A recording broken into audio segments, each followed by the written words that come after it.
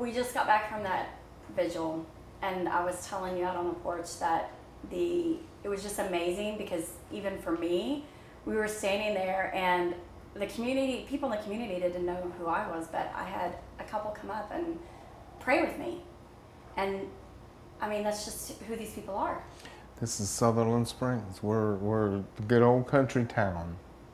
We're what everybody dreams of. Someday I want to move to the country. This is it. And I've always lived here.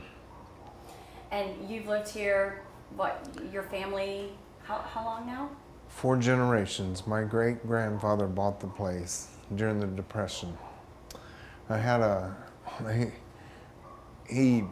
in the Depression, you had to have a stamp to buy an automobile. And they waited and waited and waited for the stamp. And they got the stamp, and my great-grandmother told the story that, oh, they were so proud to have the stamp. And they sent my great-grandfather to get a car. She was gonna be styling in a car. And he drove into town and came back with a pickup truck without a cab on it. He had traded the stamp for the brand new car for a pickup truck, and she was mad as could be. But he started a trade route between here and Seguin and kept this community going during the Depression, kept them supplied with goods and stuff, and it allowed him to make money and buy the property that I now own. And again, I grew up on a dairy just down the road. And everybody is like that here. Your buddy Mike. So we're in Mike's brewery, in his house. He lives across the street from you. Yes. And how long has this friendship been going on? As long as I can remember, I've known Mike. We grew up together. I grew up in the dairy down the road. He grew up in a house that was right there when he was very young, and just right outside that door. And we've been childhood friends forever. And the kids have all grown up together? Kids grew up together, yes. And, you know, a lot of, like, your kids still live here, Mike's kids live here. People stay in this town. My daughter's building a house on our property now, and my second daughter's getting married very soon, and she wants to build a house on the property. My son and his wife haven't decided, but I'm sure sooner or later they will too. All my chickens are going to come home. I hope so, anyway. Well, and they were telling me they work in San Antonio. They make an hour's drive every day, but they choose to do that because they want to live here. Choose to do that because people don't understand when you can walk out your front door and you see the stars in the sky. And if you live in the city, there's too many lights for that. And the quiet in the neighborhood normally. Well, and so then that brings us to, of course, the obvious. People do that, choose to live here because they feel safe. And, you know, Sunday morning, that just shattered that for a lot of people in this one instance.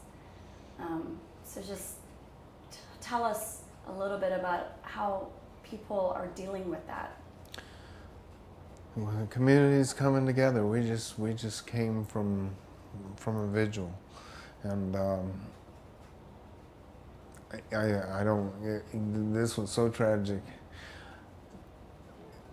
There's 27 people were killed, and over 20 were injured. That's over half the congregation. You know, we're talking small town, small congregation. I don't know how we're going to deal with it. The town will come together and we'll move on, but it hurts. It hurts. Children were killed, and that was. I can't believe somebody that would be so vicious to do something like that and kill innocent men and women too, but innocent children is beyond fathom. I don't understand. Well, Elena was telling us, you know, they live across the street as you know, Elena and Kevin, and they have, no wait, not Elena and Kevin. Kevin, yeah, and they have a little Ezra, right? Yes, I have a little boy Ezra. Yeah. And he sits out here on the deck and plays with his stuff while we're hanging out on the deck on Friday nights. Yeah. With his light up shoes. What's that? With his light up shoes. Yeah, with his light up shoes. He's a cute little boy, bright kid. She had a moment because one of the bullets went through their house because they live right across the street, and she was holding Ezra. They were, I guess they had heard shots, and they were closed in a room, and a bullet whizzed right past them. And I mean, what a moment for them. They live right next to the church, you know? Right across the street from the church, yes. And she was saying in that moment, Kevin was dealing with other stuff, and she said she felt like, man, I wish I had my gun. I wish I had a gun with me. And that's going to be fixed too. I can tell you right now that will change. That will change. Yeah. You had your gun, so. I had my gun. I had it. Yeah, well, it was locked in the safe. But when my daughter ran in and said the man was in tactical gear with a helmet and body armor, when I opened up the safe, I pulled out an AR-15, and AR-15 is much easier to handle and much easier to aim. And I grabbed a handful of ammunition. I didn't want to. I was hearing shot after shot after shot, and I didn't want to waste time loading a full magazine, so I just grabbed a handful and ran and started loading a magazine as I was running out the door. You hadn't seen anything yet, though. I had not seen anything, but my daughter had taken her car and drove down to the corner to figure out what the sounds were. And she was right down by the church in her car, and she saw him shooting, and she came back in the house and said, there's a man in black tactical gear shooting up the Baptist church. Those people are my friends. Those people have known my family. Those people have been here for generations.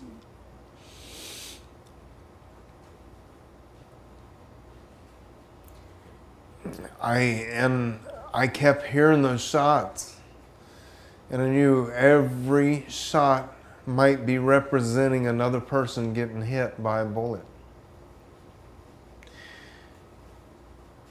And I didn't take time to put shoes on even. I ran out of the door, and I ran across the street. And as I approached the neighbor's house, I saw this gray SUV setting out front in the street with the engine running and the driver's side door open. And I still at that point was looking for someone and trying to survey a situation. I positioned myself behind a pickup truck, and as soon as I came up behind the pickup truck, it was a neighbor's truck. He came running from around the front of the SUV and turned to get in to the SUV. And when he turned to get in the SUV, I saw he had a pistol in one hand, and I saw a bulletproof vest, and I couldn't tell anything about him, the way he looked or anything else, as he had a helmet and a dark shield is all I could tell.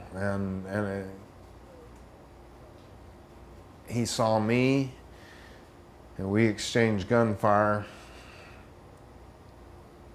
and he got in his vehicle and he shot 2 rounds through the side window, and I saw very distinctly 2 rounds come through the window, and I shot through the window with my rifle, and the window collapsed down when I did, and I took another shot.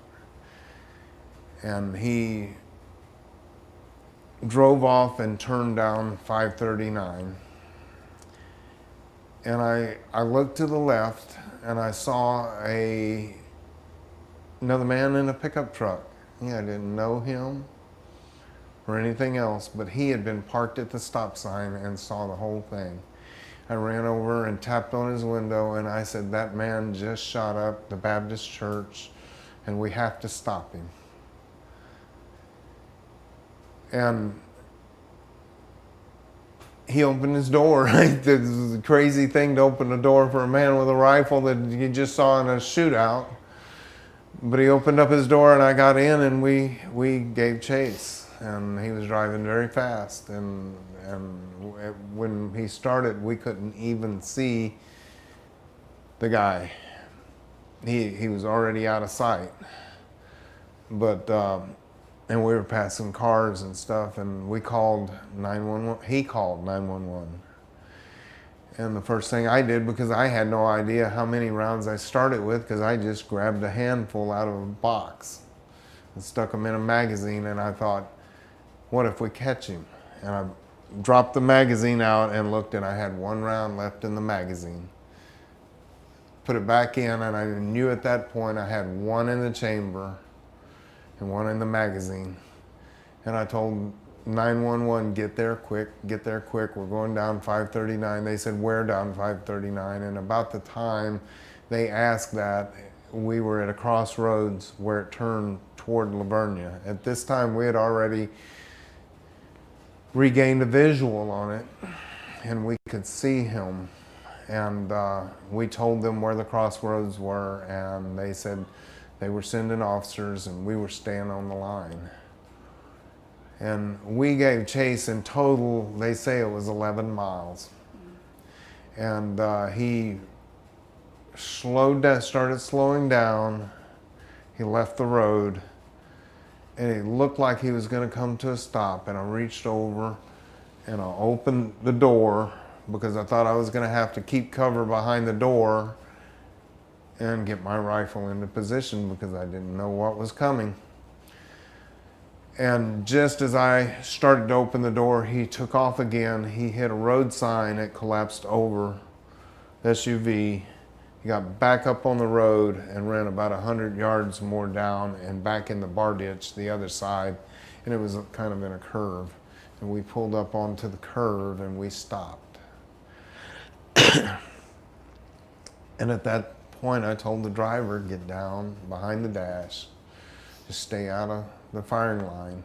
And I got out and I walked to the front wheels of the truck and laid the rifle across the hood and kept, I had a tactical EOTech on my rifle, and I kept it trained on the side window of the SUV. And I started yelling, get out of the truck, get out of the truck. And I probably called him a few names I shouldn't have been calling him, but I was a little angry at that moment.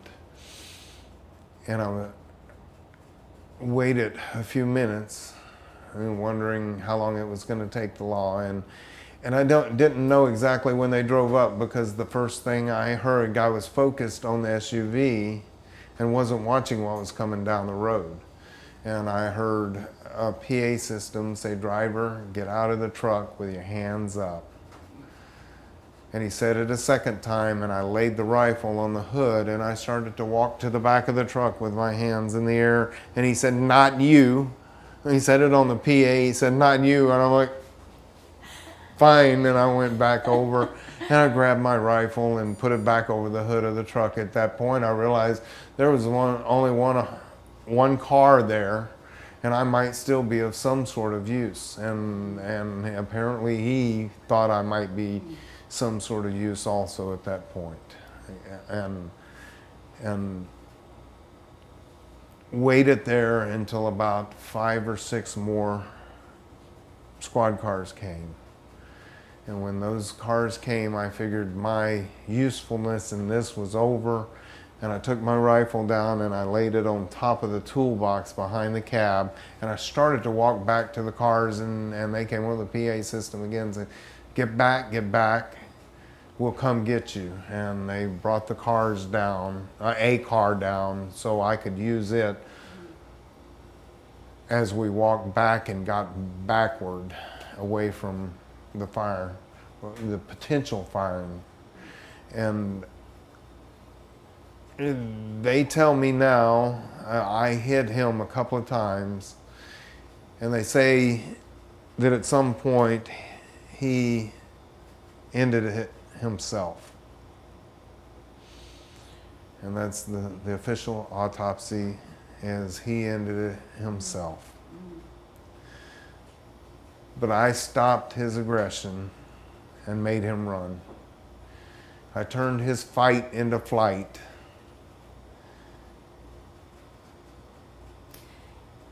And I did what I had to do. And Well, our favorite saying is the only way to stop a bad guy with a gun is a good guy with a gun. It's you, Stephen. And I'm going to tell you, I never, ever thought that I would be that guy. I never thought in Sutherland Springs, of all places, that would ever be a possibility.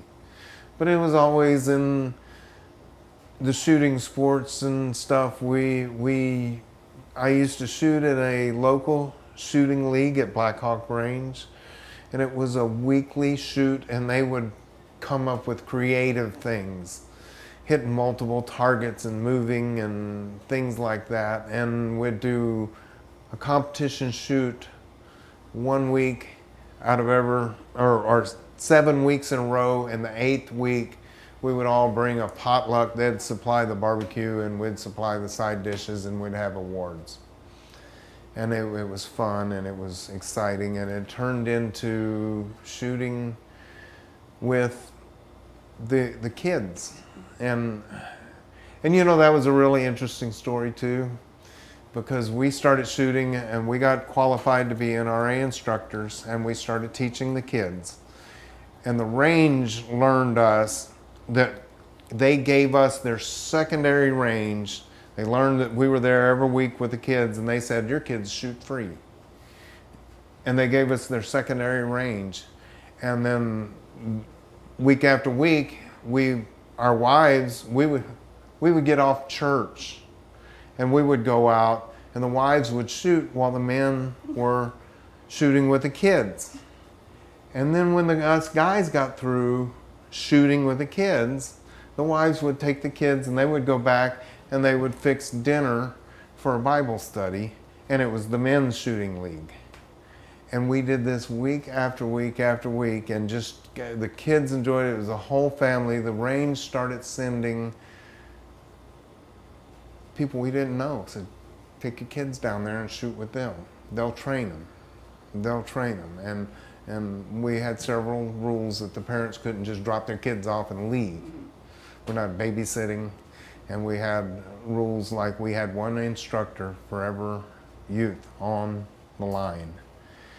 And I used to tease and tell the parents, I'm gonna, if your child gets dangerous in any way, he or she will be set down and dismissed for the day.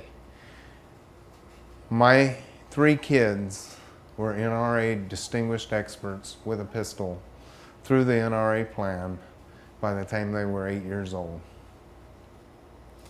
I mean, the training that you received, the training your kids have gone through, I mean, that played a part in how you reacted on Sunday. It had to. It had to. It was crazy because it got, here in South Texas, it gets quite hot. The kids started saying it was too hot to do it.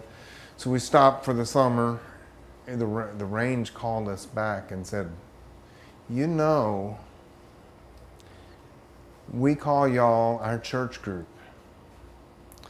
And we like y'all being there because when y'all are there, they clean up the language in the range, and more families come out. And we didn't never know that they had a name for us, but we were their church group.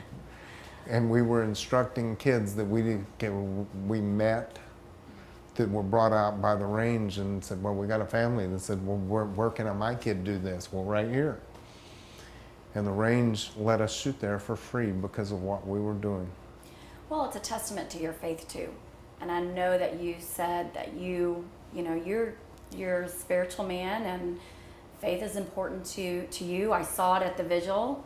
You were praying with your family. You were singing songs of praise with your family.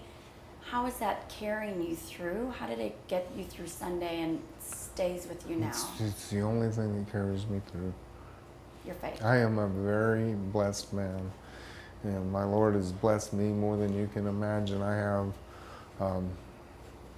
all three of them, two of my kids are married now. One of them is engaged. My job's almost done. As a parent, all their spouses and prospective spouses are excellent people. And again, my chickens are coming home. They're coming back to Sutherland Springs. You're the church family at the range. What's that? You're the church family at the range. Well, actually, we don't do that anymore. I have my own shooting range on my property. I put down 18-wheeler tires and filled them with sand, stacked them up over 8 foot tall by 25 foot wide and 8 18-wheeler tires deep. And that's my backstop. And it's my own personal range. And the same people that meet here on Fridays go out to my property, and we kind of have a rule. If you shoot targets, you can get them out of I have a container that's waterproof. You shoot targets, you replace targets. You clean up your brass and keep the range clean. Once the target stands start getting worn out, we have a range work day and we clean up the targets and put new target stands up, and everybody pays for their own part.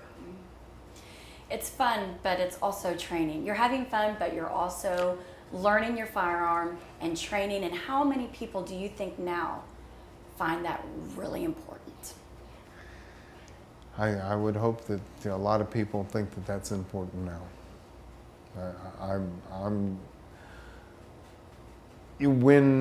And people have told me before, well, you do all this shooting and you would probably freeze up and wet your pants, is what they said. You'd probably freeze up and wet your pants if it ever happened. And I've heard people tell me that all along. And I said, it might happen. It might happen. But I said, think about karate. Each belt advancement that you do, you're doing on a floor, not sparring with anyone else. You're doing those moves to practice those moves. And those moves what you're doing is training your subconscious mind. And then if you get into a fight, your subconscious mind, you don't have time to think about what you're going to do. Your subconscious mind takes over, and when somebody throws a punch, you sweep it away. And I said, think about what you're doing when you're training, when panic mode goes on, your conscious mind kicks off, and your subconscious mind does what it's trained to do. And if you don't have good training, it won't know what to do. And I said that could be possible if I was ever in a heated situation. I might freeze up. No one ever knows what's going to happen until it happens. And I always said, I hope I never have to know. But thank goodness Sunday, you were there. Sunday, I found out. And you stopped him. And I didn't freeze up. I know your community thinks you're a hero. I know law enforcement has given you praise for what you've done. Who knows what could have happened, but the fact is your training kicked in and you did what you needed to do. I had a man come up to me today, said he was in law enforcement for 30 years. And he said, I reacted like a law officer would have reacted. And that was a compliment to me, but that was a compliment. And what people need to know is us people that aren't law enforcement, the NRA members, law enforcement aren't afraid of our guns. They're not afraid of our guns. That became evident when I put that rifle down on the hood of the truck and started walking back, and he said, "Not you." Okay, fine. I didn't want him to perceive me as a threat, and he did not. He knew who I was at that point. He knew who I was, and he knew that I had chased the guy there. You were following the rules. You were the law-abiding citizen following the rules. They weren't, you're right, they weren't worried about you. You mentioned, NRA members. We're so proud that you're a former NRA instructor. And, we're just honored that you're part of this organization. And just tell us how you feel about that. I mean, how the NRA has been a part of your life. I've been a member for a very long time. I love the magazines. I like to read the. I like to read the armed response, or talking about people using their firearms and I never thought that I would be even considered for armed response, but yet here I am. And you said to us when we were miking you up, it's really nice to have you guys here, somebody who's on our side, because I know there's a lot of media here, and I know it's been tough because you've turned down a lot of interviews from a lot of mainstream media. I turned down a lot of interviews, and I was told by my lawyer, because I did grab a lawyer, and it was, I don't really need one, but nowadays, he was a family member. He called me up. He said, I'm just going to do this for you. Let me be there. He wasn't worried about you guys. He wasn't worried about you guys. He was worried about everybody else in the media and what they might try to demonize me or something, say that I wasn't something that I am, try to portray me as some redneck bubba that, They like to do that. They like to label NRA members, don't they? They like to do that, and I don't like to talk to them. And I chose who I spoke to very cautiously. So if they see an interview about what happened from another source, like NRA TV, what are you hoping they glean from that? I saw an interview on CNN of somebody, and he was, I know the guy, and all his facts were incorrect, and I thought, again, there's CNN, it's got it wrong. Where did they get the facts from? Well, they couldn't get the facts from me. And so they went to someone else. They're going to hold on to whatever. And they got their facts wrong. The BBC just asked me right out, and Katie Couric, they wanted to interview me out here for tomorrow.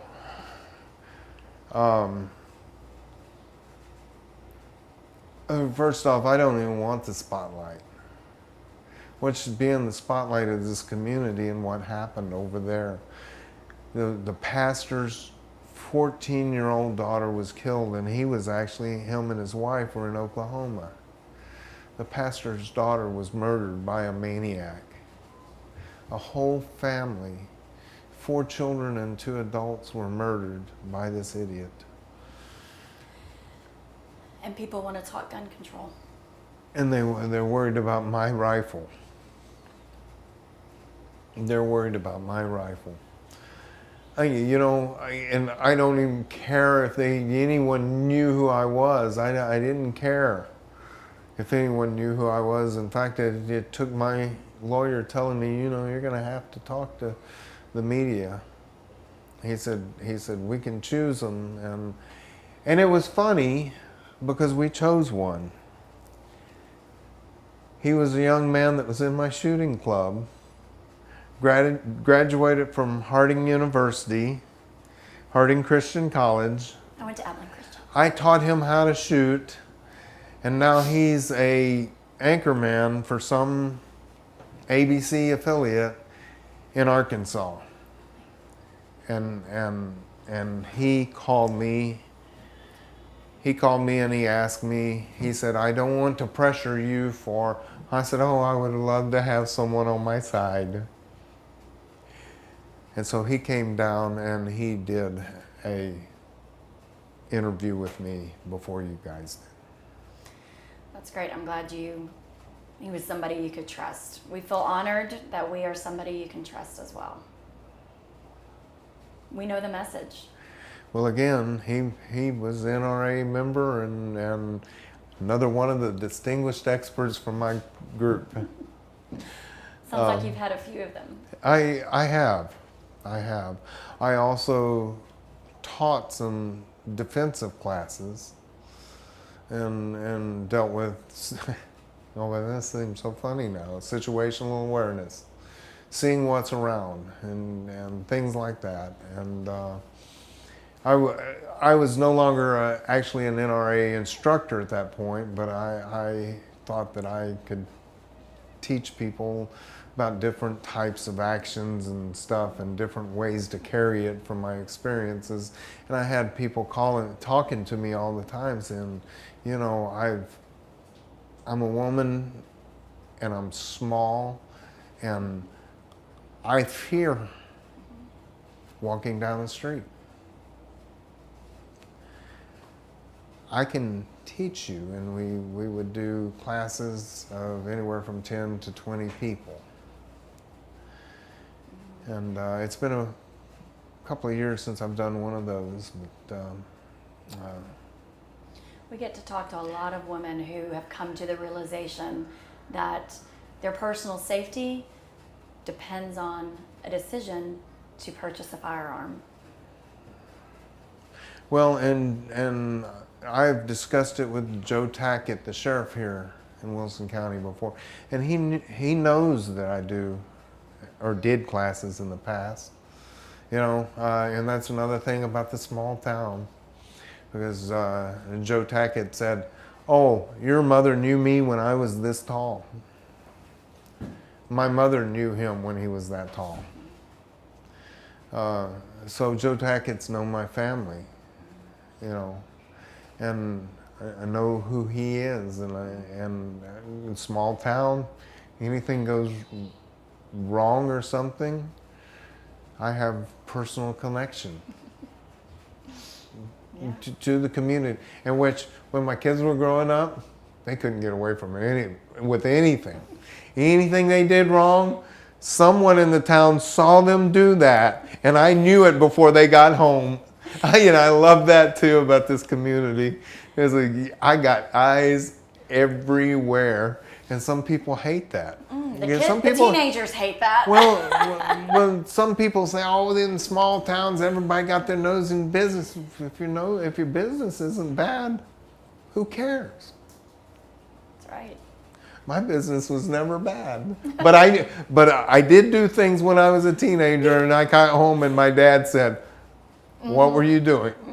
I got a phone call.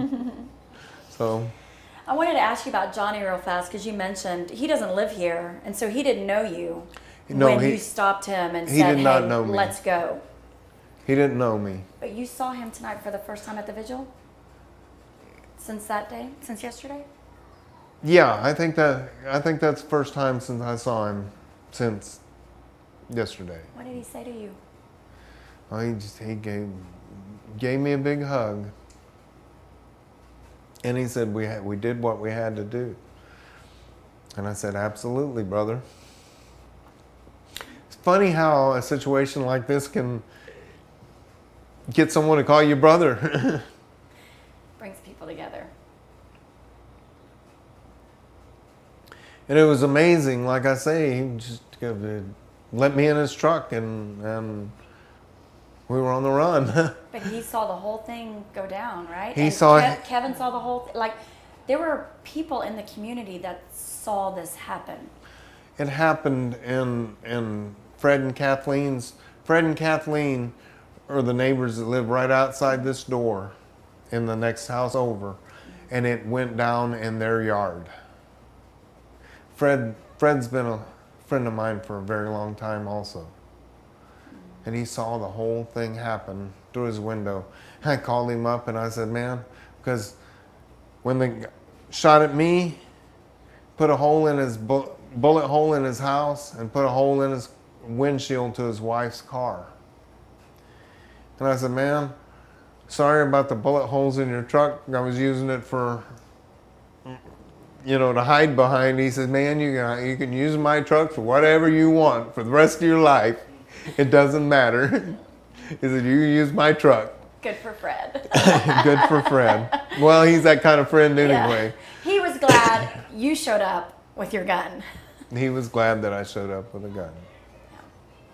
I mean, that's the point here. We just feel so strongly about, that message. He saw me run from my house. He's like, wow, really? Everybody feels safer with you around, Stephen. It's obvious. Oh. And we need more Stephens to keep our community safe. And how do we spread that word? How do we spread the word that this is imperative for people to understand? Well, in today's world, you try to spread that word and you're some sort of radical or something, and wait for the cops. Wilson County Police Department is a fine police department. Great officers, but they can't be everywhere all the time. And unfortunate part of that is so many times police officers mop up the mess and take the evidence and get someone behind bars. And we need that.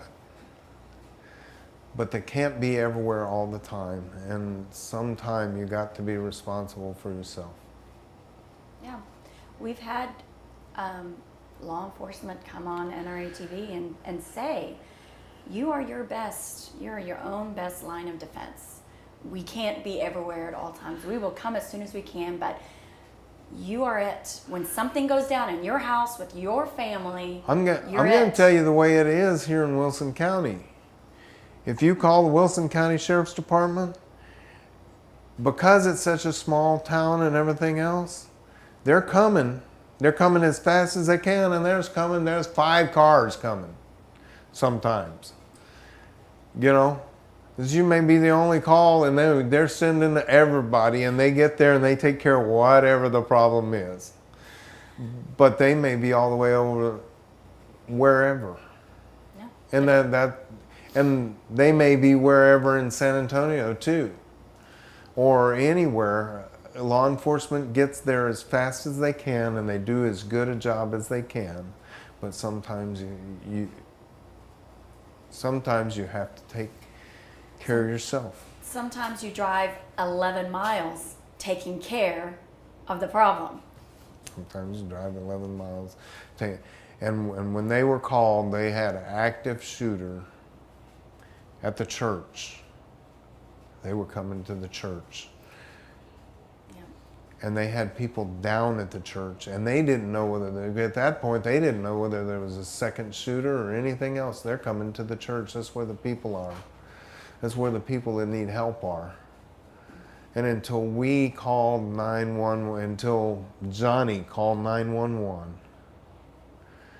and we gave them the description of the vehicle and which direction it was headed, they didn't know. Kevin was telling me when we were sitting on the porch that the suspect, because I asked, I wonder how many members were carrying. But the problem is, Kevin was saying that he started shooting way before he got into that church. He started on the sidewalk. That's where Kevin saw him. He started shooting while he was on the sidewalk and continued shooting as he walked into the church, which, so everybody was already, you know, that just, he knew what he was doing, you know, and was trying to catch everybody off guard. And it's just, it's just sad. And I'm so thankful Kevin saw. I'm so glad Rachel came in and told you. And No, it was actually Stephanie that came. Stephanie. Rachel was working on our house. Oh, okay. I met a lot of family tonight. Oh, I have a beautiful family. You do. Rachel and her husband are building a house on our property. Stephanie was at my home washing. She was actually washing dishes, and heard all that from the kitchen. And yes, Stephanie's the one that alerted me. People carry in this town, right? I mean, people love their guns here. I know that. Yeah. Like, well, you mentioned it in your shooting range. You said at church after, you know, everybody came and it was a family thing. It was a family affair. And it was a family thing, and it got to where kids from our church found out my daughter's shot, which, by the way, they had a problem dating for a while. Because they saw me shoot, and then they saw her. My Stephanie's 16th birthday, we had a big party on our property, and one of the local ladies owned some horses. She brought out 9 horses for the city kids, because we went to church in town, to ride the horses, gentle horses. We had a bonfire that was about 40 feet high by about 50 feet wide for her 16th birthday. We had a trailer with hay. This is the country thing. Had a trailer with hay, and their friends played music. So we had a hay ride. And the next morning, we set up the shooting range for all the kids to shoot. And in the story, I remember it so perfectly. My daughter, she was 16, she just turned 16, and she rode that horse up and jumped off the horse. Well, we were all shooting there at the range, and she stepped off the horse and she got down and she said, "Dad, can I shoot?" I said, "Go at it." She loaded up 3 magazines for my .45. She put 2 in her belt, stuck one up there, as we had just set up bowling pins. We set up 20 bowling pins. She had 3 magazines, 7 rounds apiece. She had 21 rounds, and she started going across and knocking off bowling pins, and came all the way, changing magazines, and I taught them to pull the magazine, drop one, and before the last round was fired, so they wouldn't have to rechamber, because that was part of the competition that we used to do in the games that we used to play. And she missed one of the bowling pins. But she had 21 rounds, 20 bowling pins. She cleaned it up with the last round.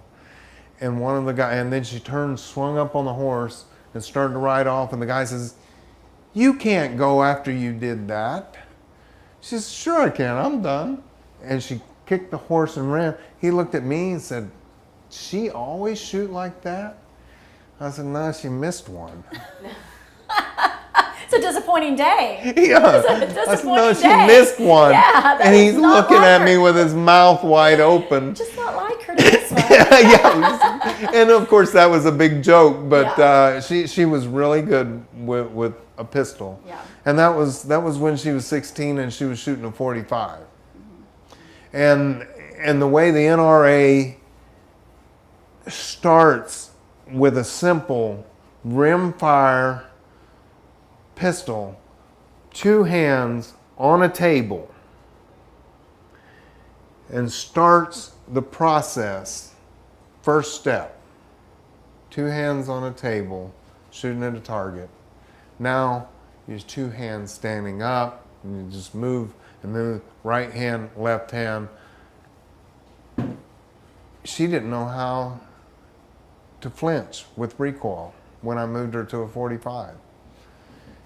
worked her up from a 22 to a 9mm. When I gave her a 45, the first 3 shots with the 45, I remember she put 3 holes in the middle of the bullseye and said, "Dad, this really kicks." I said, "Babe, look what you did." "Yeah, but it really kicks. But look what you did." She was not having a problem with recoil. And I don't know if you want to put this in there or not. You can put this in there.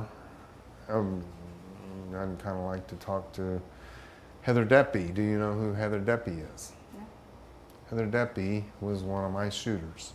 Her and her father. Her father helped us. It was part of our shooting group. Heather Deppy, when she was 15 and when Heather Deppy was 16, and she was my daughter's best friend, taught our West Point cadets, was invited to teach our West Point cadets to shoot. 15 and 16 Junior Olympics, several Junior Olympics championships. When she turned 17, she got with West Point, and I think it was Ciro Rodriguez signed her paper to help her get in. She's a West Point graduate now. She shot for West Point. She set women's collegiate national record. We got to get in touch with Heather. Huh? We got to get in touch with Heather. And she's now serving in our U.S. Army. She called me the other day when this went down. I'm sure. She's like another one of my kids. Love her to death. What'd she say to you? She said she was proud of me. I'm proud of her. I'm proud of all my kids. I'm supposed to be the one proud of them. I am. I'm proud of both my daughters. I'm proud of my son. They're you know, it's funny when a parent can honestly sit back and look at their children and say, I know they're my kids, but I actually like them too. Yeah, and you're laughing at me. I'm serious about that. I actually like them. They actually like you too. Blake just said out there, "Dad, everyone's so proud of you." Because I said, "We are so proud of you. The NRA is so proud of you." He goes, "We're really proud of my dad too." Well, when he left, before he left, he gave me a hug. That's a full-grown man still hugging his father and not afraid to show it. Awesome. Anything you want to say to the NRA and its members? Stay sharp. Okay, I don't know. Stay sharp. Stay vigilant. And you never know, and never. Someone asked me the other day, do you feel safer in the town now? And I said, no. I think he thought I was going to say yes because I helped take care of an issue. I said, no. Because before this happened, I felt totally safe in Sutherland Springs. Who would imagine this to happen in Sutherland Springs? Now I don't feel near as safe as I did. And I'm going to tell you, I'm going to be more ready. I'm not going to load a magazine anymore. There's going to be one loaded. And it's going to be fully loaded instead of grabbing a handful and chunking a few in a magazine. And this is what everybody needs to understand. This can happen anywhere, at any time, and people need to be aware and ready. It can happen anytime. And I was lucky that I didn't have to use more than what I did. I had 2 rounds left in the magazine. There you go. Talk about your 10-round magazine bans. I had only 2 rounds left in the magazine, and if he had not done what he did, would I have had to use more?